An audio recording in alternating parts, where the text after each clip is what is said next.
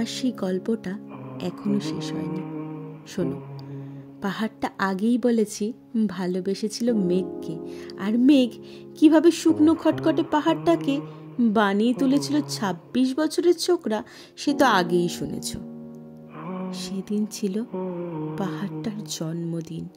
পাহাড় মেঘকে ডেকে বললে, আজ তুমি লাল শাড়ি পরে আসবে। মেঘ পাহাড়কে বললে, আজ তোমাকে স্নান করিয়ে দেব চন্দন জলে।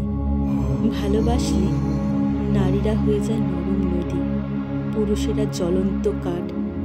সেভাবে মেঘ ছিল পাহাড়ের আলিঙ্গনের আগুনে, পাহাড় ছিল মেঘের ঢেউ জলে। হঠাৎ আকাশ জুড়ে বেজে উঠেছিল ঝড়ের জগঝম্প। ঝাঁকড়া চুল উড়িয়ে ছিনতাইয়ের ভঙ্গিতে ছুটে এলো এক ঝাঁক হাওয়া। মেঘের আঁচল টান মেরে বলল, ওঠ ছুরি, তোর বিয়ে। এখনো শেষ হয়নি গল্পটা। বজ্রের সাথে মেঘের বিয়েটা হয়েই গেল ঠিকই, কিন্তু পাহাড়কে সে কোনো দিনও ভুলতে পারল না।